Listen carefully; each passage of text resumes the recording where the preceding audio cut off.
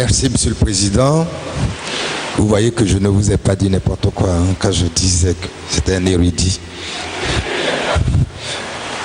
On va enchaîner en prenant le fil de l'effectivité du ou des droits pour passer la parole au docteur Cheikh Diop qui va nous entretenir des contentieux en droits africains à l'épreuve de la justice étatique. Pour ce, Maître Cheikh Diop, vous avez la parole pour nous donner votre, sous le prisme du docteur et de l'avocat, donc du chercheur et de l'avocat, comment est-ce que la justice étatique rend le droit effectif? Merci, monsieur le bâtonnier. Je me passerai du bonjour traditionnel, monsieur le bâtonnier. Je dirais, et le professeur l'a dit avant moi, qu'il serait à la fois présomptueux et déraisonnable de traiter, dans les limites d'une communication aussi courte,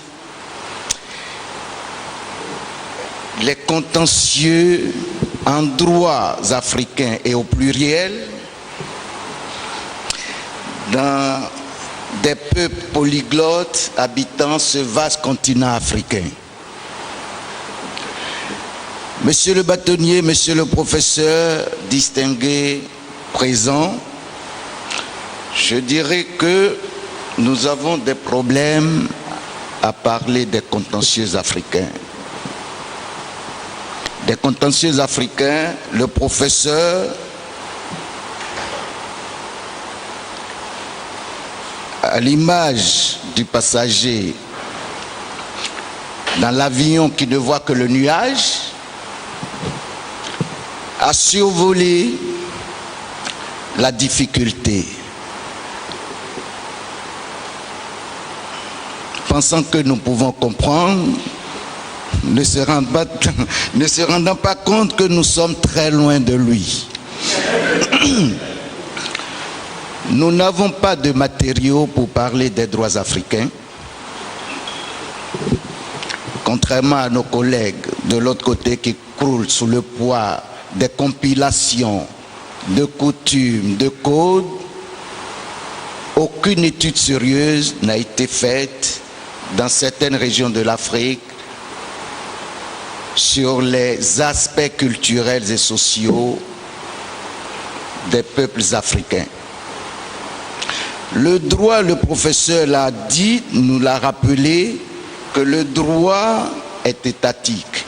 Si nous voulons parler du droit étatique ou des droits étatiques, nous nous arrêterons dans nos capitales africaines. Nous nous arrêterons dans nos grandes villes africaines parce que je vous assure que lorsque vous allez d'Abidjan à Bundiali, vous constaterez que le contentieux ne subit pas les mêmes droits dans les deux villes.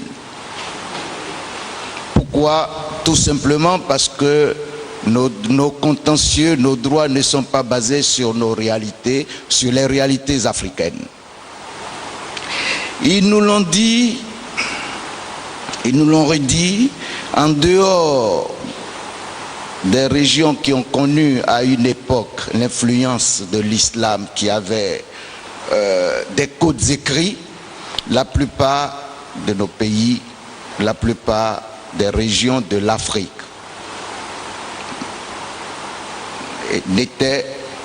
n'appliquaient que des règles écrites et des règles orales, pardon. Et ces règles, pour les rapporter, il fallait des études sérieuses, des études, des comportements, des modes de vie de ces populations, ce qui n'a pas été fait. L'on nous a photocopié, l'on a fait le photocopiage et l'on est venu nous imposer des règles qui ne correspondent pas, donc qui ne sont pas forcément applicables.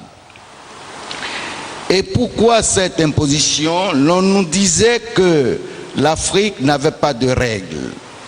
Mais les études ou les recherches, quelques lectures nous démontrent que nous avions des règles et nous avions des règles qui s'appliquaient. Il y avait des actions en justice dans nos droits africains. Il faut distinguer les sociétés qui étaient structurées et centralisées des autres qui étaient anarchiques, décentralisés. Et dans les sociétés centralisées, structurées, nous voyons bien que l'action en justice, il y avait des règles différentes selon que les délits étaient publics ou privés, selon que les délits étaient graves ou ordinaires, mais les actions se faisaient. Alors, lorsque l'on nous demande de venir prendre la parole dans ce colloque sur les droits africains, de quel droit les organisateurs voudraient-ils que nous parlions? Du droit fait pour ceux et la minorité qui ont été à l'école pour aller apprendre des règles qui ne collent pas à leur réalité, ou les droits que l'on applique dans le vaste continent africain? Voilà, monsieur le bâtonnier, ce que je voulais dire avant de nous dire que l'action en justice en Afrique, et l'Afrique que j'ai choisie, c'est cette Afrique que l'on oublie souvent. Ce n'est pas l'Afrique d'Abidjan, ce n'est pas l'Afrique de Dakar, ce n'est pas l'Afrique de Ouagadougou, c'est tout simplement nos peuples, nos populations pratiquent des droits. Il y a dans les actions publiques, lorsqu'il y a un délit qui concerne la société, l'ordre public était embêté, c'est le chef, c'est le roi ou ses substituts, comme l'on le rencontre aujourd'hui avec nos juridictions étatiques, qui se saisissent des affaires. Lorsque ces contentieux se passaient entre des individus, il y avait un système dans nos droits africains qui aujourd'hui, lorsque nous faisons les comparaisons, s'assimile étrangement à ce que l'on appelle l'arbitrage,